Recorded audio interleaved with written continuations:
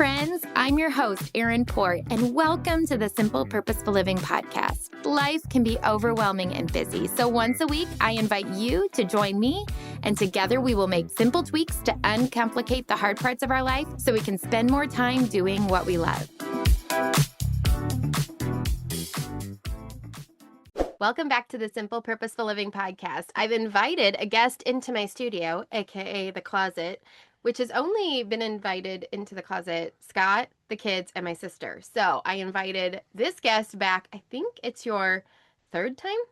I believe so. Yes, Scott is back, and it is our 20th wedding anniversary this week, which, by the way, I don't even know how we've been married that long. How are we that old? That feels old. But I'm not. Well, I'm not either. We met freshman year of college in New Year's of 2001, 2002. So we've been together for 24 and a half years. Correct, yeah. Which is also crazy to think about. Mm-hmm. But of course we have a junior, freshman, fifth grader, and third grader now. So yeah. I keep looking around for an adultier adult. How are we in charge of all of this? Yeah. All the time. Especially if you look at old photos and it's like, oh my word, like so young. And that's like, oh my word, I was too young to have a child. And I was too young to own a house. So yet there we were. It was normal, So. And how did we do that? You look back and you think, how did we scrape enough money together back then? Exactly. We scraped enough money. Yeah. I always tell people because they'll, sometimes you see a person at a specific point in their life.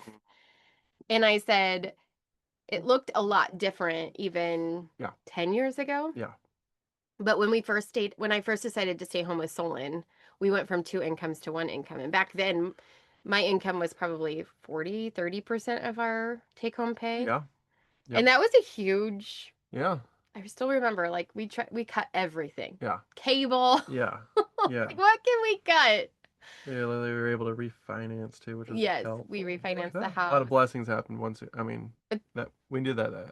Yeah. But that's when I fell in love with meal planning in Aldi, and generic items. I realized, you could do a lot with all of those things. So I don't despise that season. I learned so much in that season. Yeah. Anyway, we're digressing. So you guys submitted several questions. We boiled them down to 5 and then some rapid fire questions. So we're going to go back and forth because you don't want to hear us reminiscing the whole time, which is what we could do. Because there's a lot. 20 years worth of reminiscing. 20 years. 24 and a half. Yes. But we're not like Jerry Seinfeld. They don't really care about reminiscing. Okay. So here's the first question they asked us. What advice would you give a couple in the thick of life, parenting, etc.? I love that. Etc. All of the above. All the things, as you would say. Yes. I think as you serve to me, it's kind of what I've learned, and even more recently too, is the question that I'm asking myself is, how can I serve my spouse? How can I better serve my family? And so, so that's kind of some advice, just in that aspect. Yes, I know there's always kind of a lot of giving that you're giving to others, but I think also you're giving to your spouse, and and vice versa. There's just this natural of giving back as well, and so kind of leading in that, I guess, for me on my side has been something that I've been some advice on. Asking that question yourself and then doing it. So, and I think that's really good for guys, especially. Yeah. Because as women, I think we're naturally nurturers and anticipate the need, and that's something you've definitely grown in, is anticipating my needs. Yeah, and I think that's because I'm asking the question more to myself on that. And I think the second part is advice is just have friendship, never lose that friendship. And so if that is laughing together, playing together, games together, if that's your thing of watching movies, which is not our thing, but it is. You got it. I'm turning a leaf. But going camping, whatever it is, just that friendship of and having fun, laughter and fun. Reminiscing 24 and a half years, and you go back to the very beginning, and you're just having fun and laughing, and you're enjoying each other's presence. So I think that's kind of always remember that, you can always easy to get in the doldrums of everyday life, and We'll probably talk more about some of the answers to questions later, I'm sure, about like things going quickly. We already did, but like this one way to kind of, try to ground yourself a little bit, and that's my advice, I guess. Yeah, mine is small counts. Hmm. I think in today's day and age, when you look online, you can see grandiose vacations for anniversaries or big, push presents and anniversary presents. And you can think, like, okay, but what if we don't have the budget for that? Or what if we don't have the time for that? And there were many years where we didn't have the Yeah. budget to go out on a date, let alone an elaborate date. Like, Yeah. it would be going to a fast food restaurant. I mean, we didn't have as enough for, a really Mhm. fancy meal. And I think if you waited until you had all the resources, you'd be waiting a really long Oh, time. that's a great, yeah, so true. So I would say small counts, even small moments. I heard a quote one time that said most married couples don't talk to each other 15 minutes a day. Like, Mm. that's rare for a couple to talk to each other for more than 15 minutes a day. And so I've always kept that in the back of my mind of trying to make sure that we communicate Mm-hmm. more than 15 minutes a day. Yeah. And that seems like a low benchmark, but when this person's asking, you're in the thick of Yeah. life and parenting, right? Like, it can very easily, you can be like talking and passing about the logistics, but not like actually Yeah. talking and sharing thoughts on, Yeah. we don't always agree on politics or on life things, but Yeah. we learn a lot from each other. Yeah. So, yeah, I would say small counts. You kind of, even that, it's like you brought something else to my head, was like, it's one of those things I think you've talked about, is like knowing each other's love language, and that's just not only just your couple, but also your kids as well. Mm.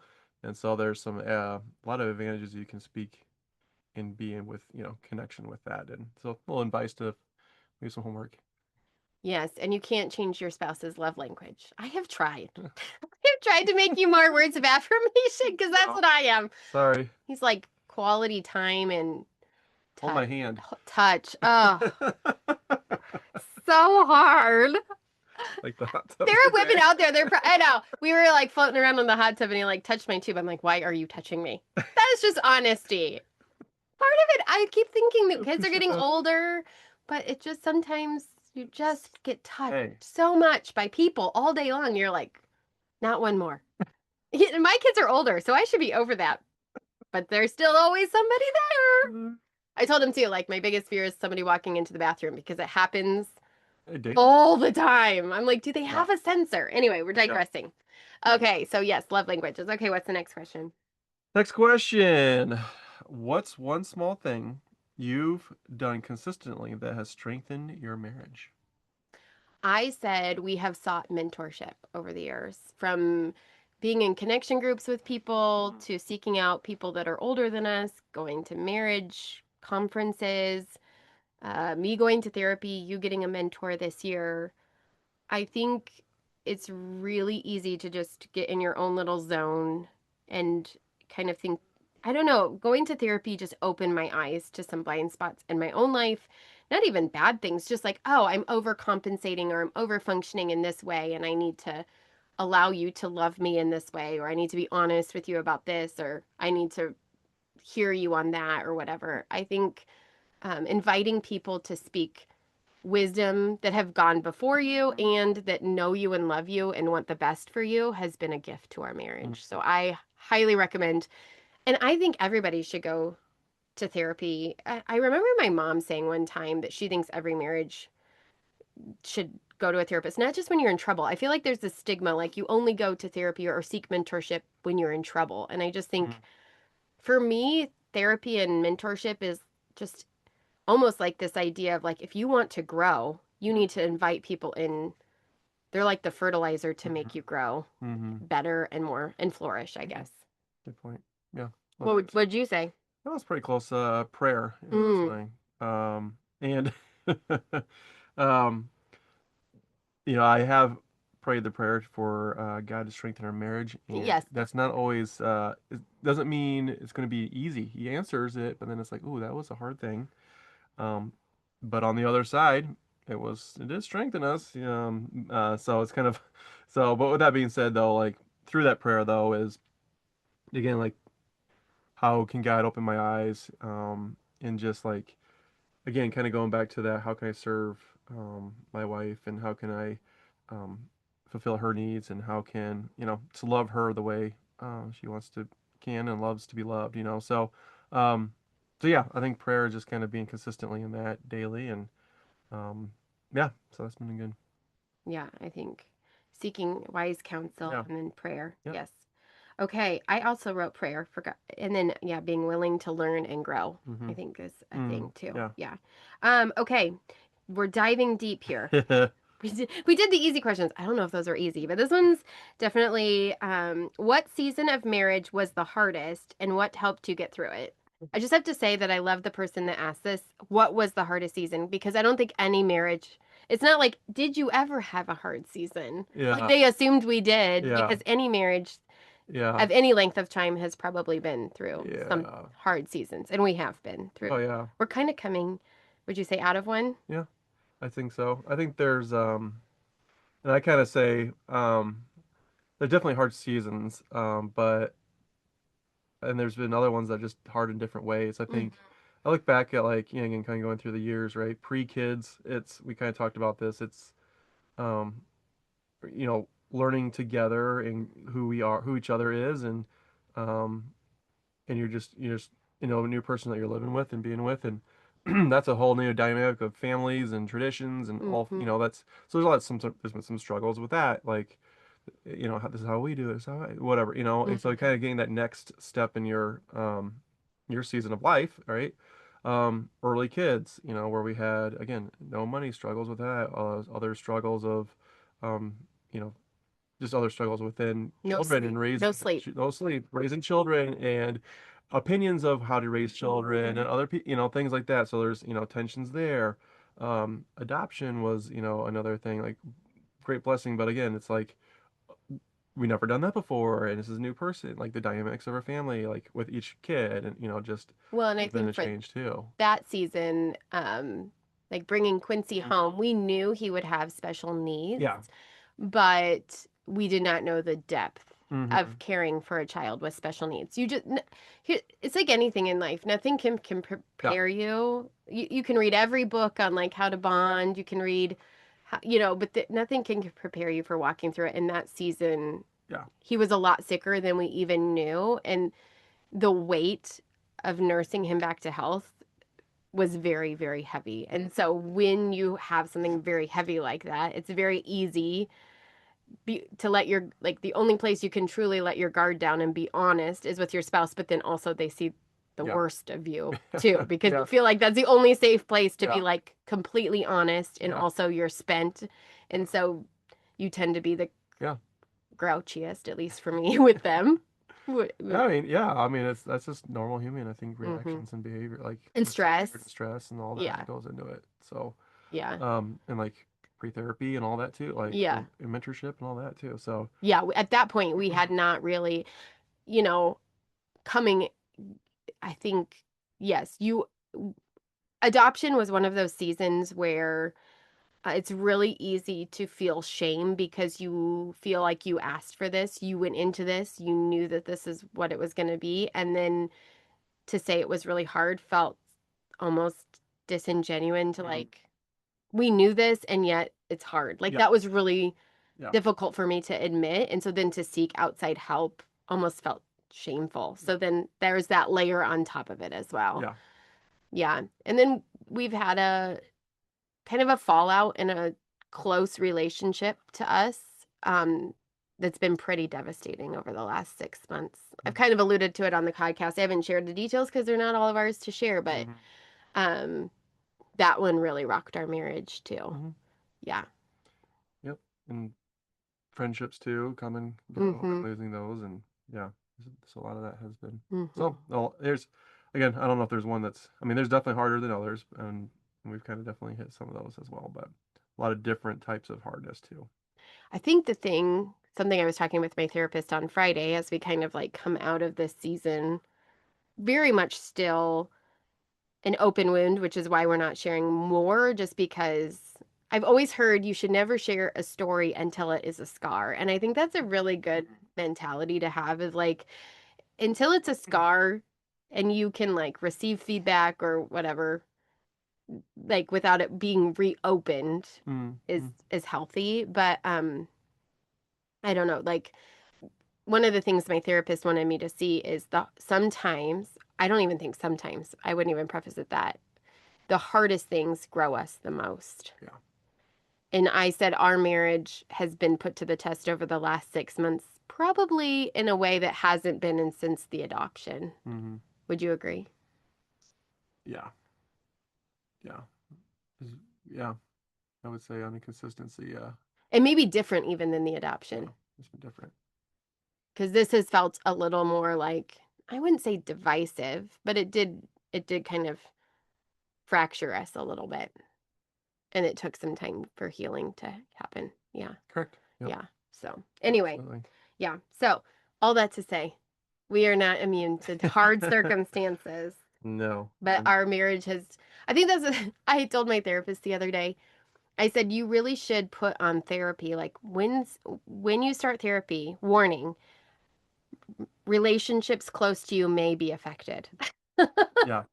Because, and that's something that she said is, I learned in therapy things, then you had to learn things, Yeah. but you were less, like not that you were a less willing party, but Coming you, from a different field. Yeah. it was more forced upon you as opposed to, Yeah. like, this is what you're learning, whether you like it or Yeah. not. Yeah. Second part of the question was, and what helped you get through it? So I would say communications is a big one. I mean, just had to talk it out. So yeah, I think that was probably one for sure, and trying to, yeah, forgiveness and Yeah. understanding and I think before forgiveness, there has to be repair. yes, good point. Yep. Too. So I think, depending on the situation, like I think Scott and I have both learned how to apologize. Neither one of us is probably, I don't know, I don't want to speak for you, but it was not modeled for me as much. Yeah. I don't know if that was like a past generation that Yeah. never happened very often, but like learning how to apologize and owning your part. yeah. Like even last night, I screwed up and forgot to tell you something. And you thought you missed something and you got home and I'm like, I'm so sorry. That was mine. And you're like, I appreciate you you telling me that. I was like, I screwed something up. Oh gosh, I didn't there. And I was like, okay. It was a snowball effect in my mind. And it was like, okay, one of those things. It was minor, but you were like, darn it, did I miss something? Yeah, I felt like it was a bad father. No. Okay. In what ways have you each changed for the better in your marriage? So my cousin is 16 years younger than me. And she was telling me this story about how her and her boyfriend slow danced for the first time. And she has a very similar personality to me. Go-getter, extrovert, high, achiever. And she said, I had a really hard time letting him lead. And when I thought of this question, that was me 20 years ago. We took ballroom dancing lessons when we were getting married, and it was so hard for me to let Scott lead. Like I was like, I want to be in charge. And I think in our marriage, like it's taken me a long time. It sounds crazy. We've been married 20 years, but I have a really hard time with trust. I trust Scott, but like letting my guard down and saying like I trust you and letting you lead our home and our family and like trusting that trusting you in that. It's taken me a long time. I'm a very slow learner when it comes to that, but I would say I think that's a way that I think we've changed for the better. Yeah, I think so. I think again, kind of hinted back there. I was earlier is how to serve each other better. At least from my end. I feel like we've also changed, at least for myself, understanding. I think again, getting mentorship and um, therapy, all that kind of helps really helps us understand ourselves better, which then I think in turn helps us understand other people better too, and then really just have that communication of that. So and that takes time too. I think we've definitely learned over 20 years to better communicate. I mean, it's not always perfect, but better than it was 20 years ago. Yeah. I think the other thing I was talking with my cousin about, as she kind of goes into this serious relationship, thinking about marriage, was she said, like, there's things that are different about them. And one of the things she said was her significant other is really detail oriented and she's more like, let's go. And I said, it's funny because that's how you and I are. You're very much like, let me crunch the numbers. Let me think about this from a detailed standpoint. And I'm very much like, I think we should do this. But how over time that's kind of come around where like you are a little more go get 'em and I'm a little more like let me ask a few questions. And you do kind of start to become a lot alike and I don't know. It's a great point. I would say definitely have rubbed off on each other. We've become more similar for better. I mean, if that's good or bad, it's not. It's just how it has. And I think maybe again they're just um, learning from each other, but also your time together. And yeah, so I would say that's true. Like definitely have rubbed off a little bit of things to each other for sure. And then I think the last thing I was thinking about is we are a team. Like for our kids to see us as a team, for extended family to see us as a team. I don't know if we ever really like this year I really think like we've really decided like we are a team and we are a family and like that comes first. Yeah. I feel like that's an area where we have grown. Agreed. Yep. And time putting that first. Exactly. My turn to ask the question. Looking ahead, what do you envision the next 20 years looking like? Well, I hope my laughter lines just keep increasing. Like if there's one thing that I hope our kids, like I always think about legacy, probably to a fault, but I had a mentor, speaking of mentors, early on as a mom, and she said, what are the things that you want your kids to remember about you? Like, she kind of said, like, your obituary kind of summarizes your whole life in a couple of paragraphs. Like, what is it that you would want people to remember about you? Or, and then go about doing that on a daily basis. Yeah. And I don't know, it was really profound to me at the time. And one of the things I think that I hope our kids, if they were to learn something about our marriage, is that of course, that we love each other fiercely, that we apologize, but then that we have a lot of fun. Like we laugh a lot and we don't take ourselves too seriously. Usually not, yeah. And Absolutely. I hope that's something. Yeah. So I think looking ahead in 20 years, like I hope we're still having fun and we're dancing around the kitchen with wooden spatulas and I'm smacking you with a towel and, we're traveling to visit all the grandkids and, Yeah. And that's kind of, I was very similar to what you had, was what my answer was as well. Like, I think, just another, it's a lot of, we're going to have our highs, such great joys, and there's going to be such great lows as well. I think, it's 20 more years, but, and then, but with that, like, I do envision too, like, okay, that next chapter, 20 years from now, our youngest will be, what, 29, right? And very well, all of them could have their own families, and it's like exactly what you said. We're, dancing around the kitchen. Well, it may not be our house dancing around the kitchen, but we may be in, you know, who knows, Tucson, Arizona, dancing around a kitchen, with 8 others, right? Something like that. So it's just kind of, I envision something like that, and just, yeah, I think just kind of taking the legacy and just the next season of life and continuing that, as well. And also, there'll be more one-on-one time if you like it. I remember somebody also, another mentor saying to me, at the end of the day, your kids will leave and it'll just be the two of you. So don't forget to like one another at the end of the day. Yeah. And I think that that's important. Yeah, I like you. Yeah, I like you too. The 40s are a whole new beast. I tell you, hormones. Wow. Some days they just get the better of me and it irritates the bejeebies out of me. And Scott gets my best. Because we reserve the best for those that are closest to us. And I'm saying that sarcastically. Yeah. Okay. How I can serve you. How I can. Okay, so Scott, these are some rapid fire questions as we wrap up. This was a question. Do you ever help Aaron with simple, purposeful living? Absolutely. As a laborer. Laborer. During the holiday times of Black Friday or and such. So the rushes. So yep. Oh, that is literally your show. Crank. I don't know how you do it. Just the everyday. Not only podcasts, books, and um, posts and meal plan. Like it's just amazing to me. Like you do it. So, but yeah, I'm just like couple hours a year. That's about my They're extent. they're this I call them the small business CrossFit. Well, Like packing. him and Solon, when I get I order in bulk all the product. Yeah. And so when we get that, we still house all of that in our basement Yeah. and it comes on pallets. Yeah. And so they have to Labor. Yeah. yes, but I do pay. I don't pay Scott. He does not get paid. But the kids do get paid Yes. well. Yeah. $20 an hour, That's which very they well. do not appreciate. I'm like, people, this is good. You're gonna yes, very good. Um, Building muscle if you're yes, but they help with all the stickering. The kids help. You help a lot at Black Friday. The kids help on a monthly basis Yeah. doing the stickering and all that packet, that like the bulk prep Yeah. for the product. Yep. I do the day to day, but yeah, they do help at Yeah. Christmas and the holidays.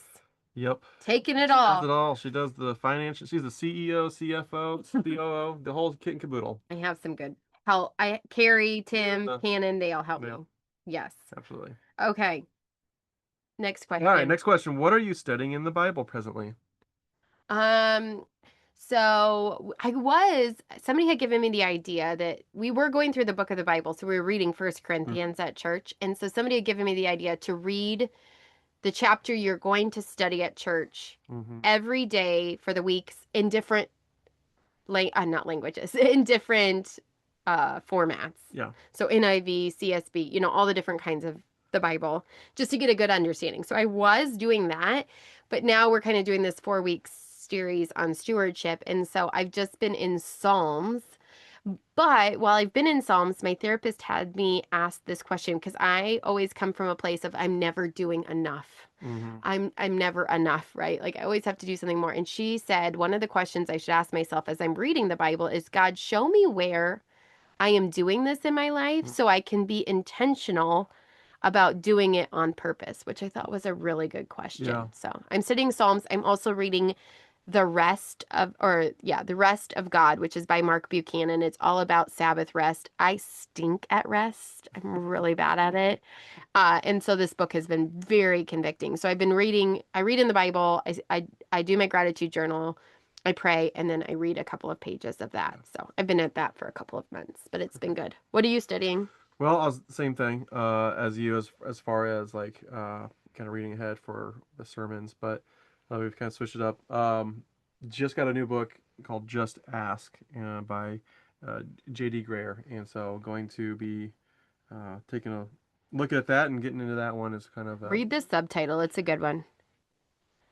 All right, it says Just Ask. The subtitle is The Joy of confident, bold, patient, relentless, shameless, dependent, graceful, powerful, expectant prayer. Ooh. So all about prayer. Yeah. So kind of taking that again, I kind of talked about that a little bit earlier, but really diving into that, be more maybe intentional in that and try to learn more about that. So I'm growing that.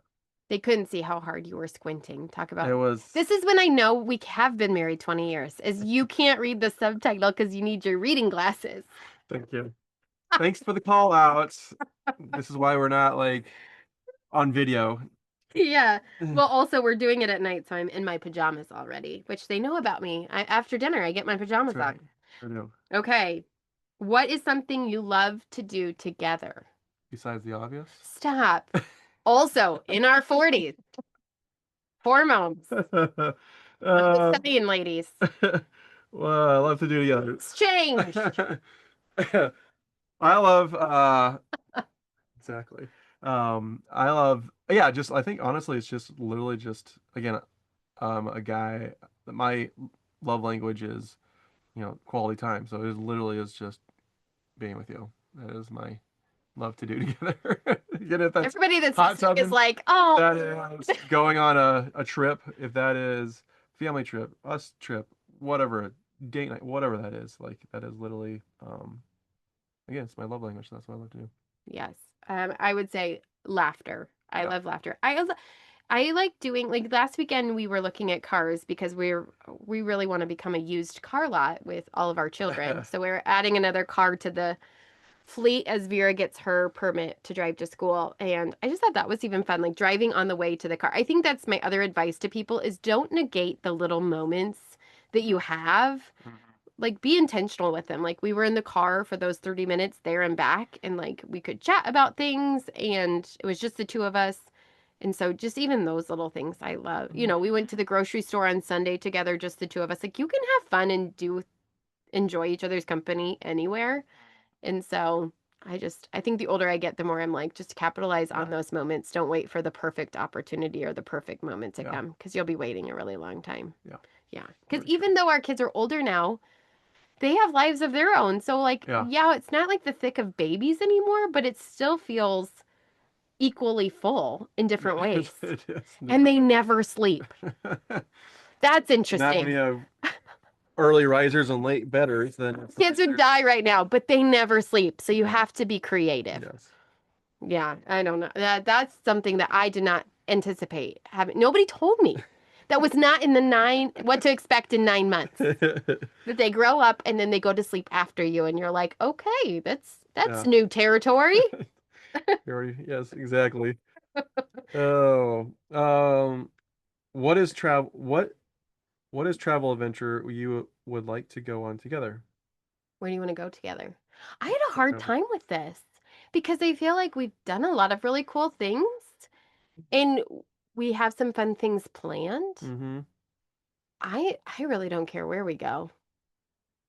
I don't know. Do you have an idea? I mean, I would love to do like the overwater bungalow. Yeah, That'd be really that'd be cool. super fun. Like maybe in Yeah. the next 20 years. Yeah.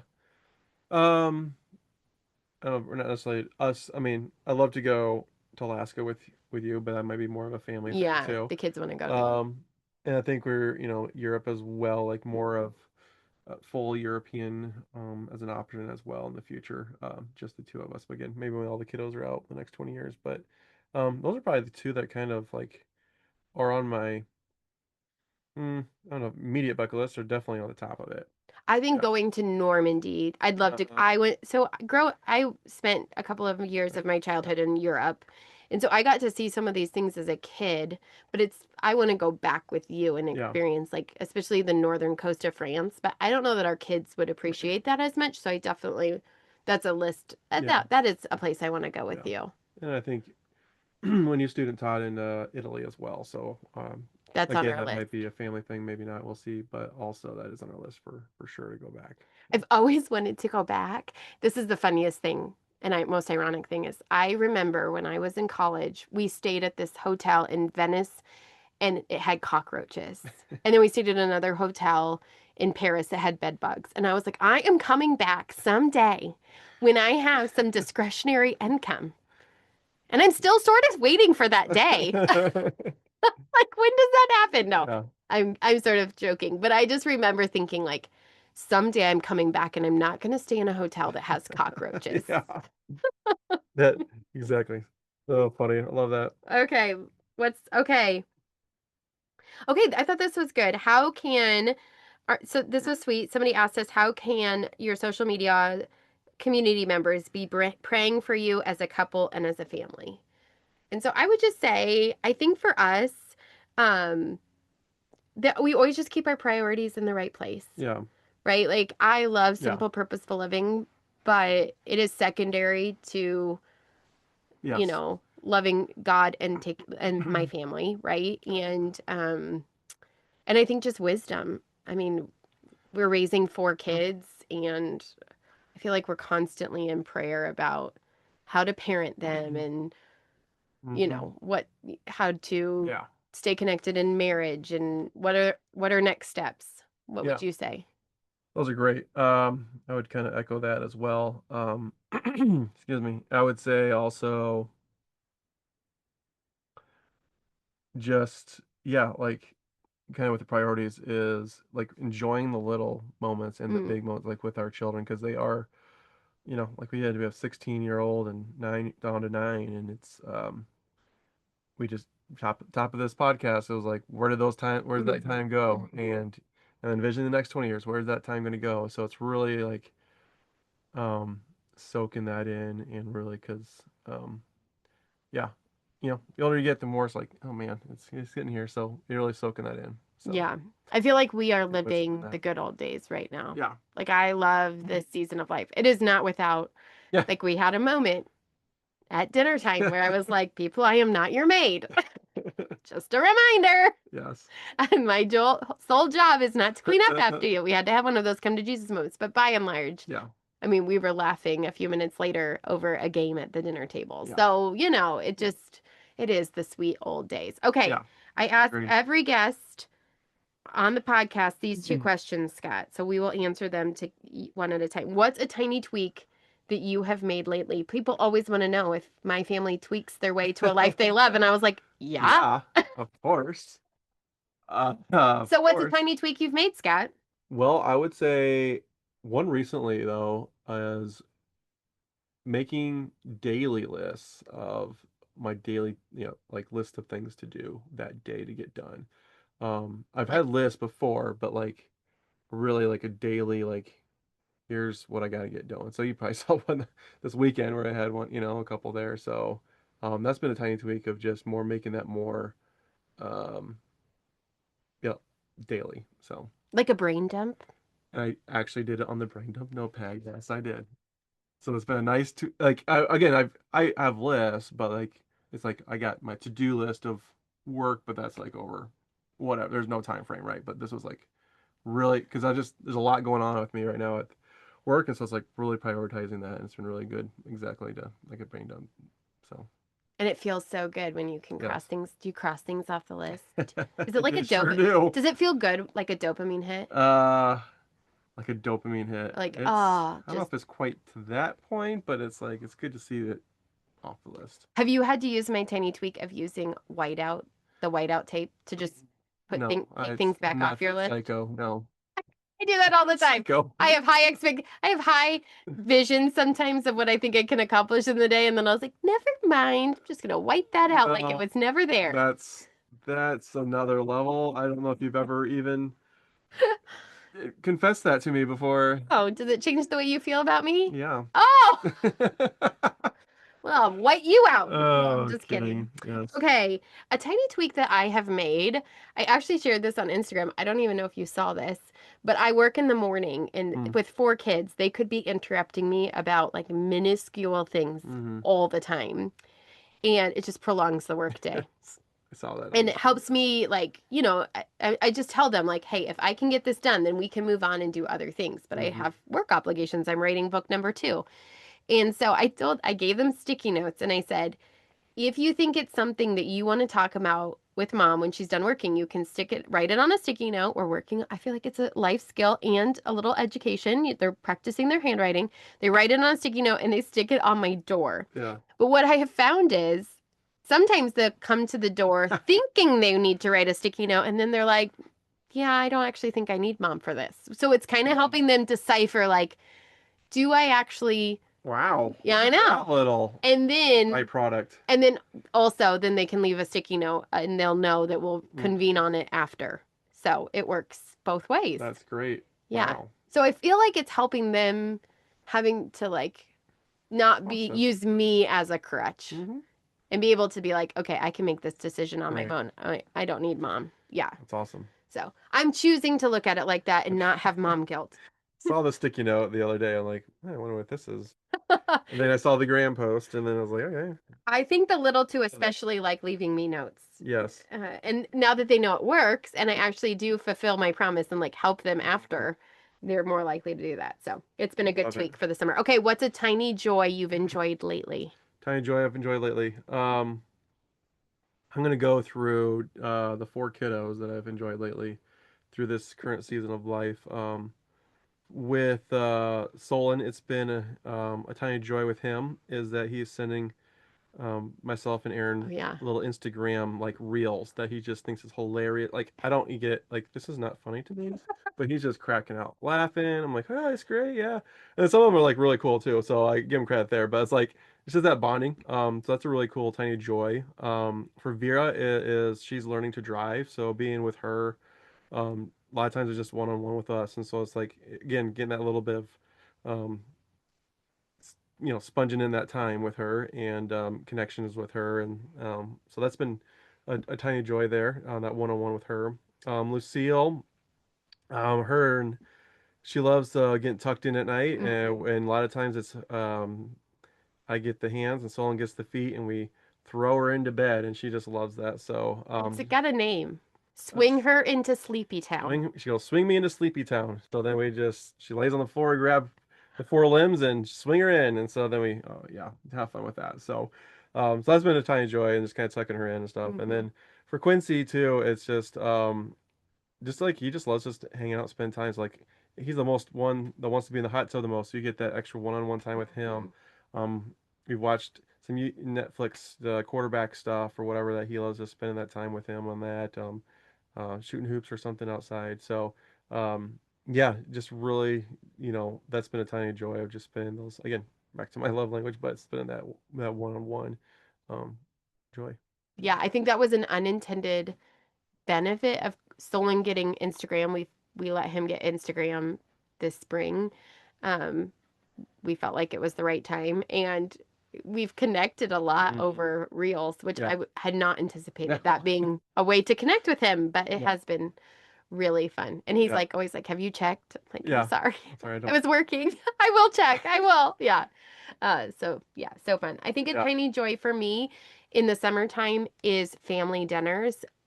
Even Solon mentioned today, during the school year, when you have 4 kids, especially when they get into high school, you do not own the schedule anymore. Like, I can't be like, he's not coming to football practice on Mondays. Like, that's just not how it works. Like, they have practice, they have games, right? And so somebody is always, it feels like, missing from the dinner table. But in the summertime, I usually, because normally they're always home for lunch and dinner. And so since I work from home, I get lunch with them and dinner. And we've been playing that winner at the dinner game that we found at that boutique. And it's stupid fun. Like tonight, it was whoever made the best cat sound. I mean, dumb, but we were laughing so hard. Vera won the best cat sound. But I think just having family time around the dinner table, and like the big kids will end up lingering and we kind of just chat about random things and get to hear their hearts. They're starting to form opinions on life and politics, and it's just fun to hear their perspective and kind of challenge us or think about it differently. I don't know. I love that they want to share that and we get to listen. So I feel like that family dinner time has been really sacred this season. They're getting their own, building their own minds and thoughts and stuff. It's, like you said, talking about things after dinner. Yeah. Hear their perspectives. I said on the podcast before, I feel like we're in the coaching training wheels phase. Like we're kind of like, we're behind them as they're like riding the bike. And every once in a while they look back to see if we're still there. And we're like just jogging behind them in case they crash. But we've kind of like are starting to let them just ride the bike on their own, Over hands, Yeah. Like where they're like, maybe like we can speak into the situation. Like, here's what we would do. But ultimately, the buck stops with you. You've got to make that decision. I feel like with the older kids, that's kind of the transition, which is a different kind of parenting. Because then they don't always make the decision you want them to make. You have to be okay with that. Also, as they're getting their own mind, they also have no problem calling us out. Well, yes. We get lots of feedback. Lots of feedback. As you like to call it, yes. Yes. Oh, I get lots of feedback. So my favorite is helpful. Yes. I say a lot of the time, I'm receiving your feedback. I'm receiving it. I appreciate it. Yes. And I will consider it. A lot of times I do consider it in my defense. Yeah, it's absolutely. I'm like, but not all feedback is helpful. Like it has to be something where I can change. My personality and my personhood is probably not going to be changeable. So if I am cringe, I probably will always be cringe. Love it. But I'm not always cringe 4 out of 4 of the times. No, it's always one. It's just usually one that finds me like more cringe than others. So it's okay. And that's okay. I used to find my mom cringeworthy too. Who's hungry? Who hasn't had enough sleep? That's true. Yes, those are all things. Okay, well, hopefully you got something out of this. Yes. 20 years of marriage. Hopefully we laughed together. We didn't cry today, so I'm going to give us a high five for that. Boom. Yep, therapy helped. Maybe that's the tiny tweak. Yeah. Seek mentorship or find something that you enjoy doing together. Laugh together. Don't take yourself too seriously. But thanks for joining me. Thanks for having me. Cheers. We don't have anything. Cling. Cling. High five. Guzzle. See you next time. If you liked this episode, it would mean so much if you'd share it with a friend or leave a quick rating and review so others can find our show. Until next time, you can find me at Simple Purposeful Living on Instagram and Facebook.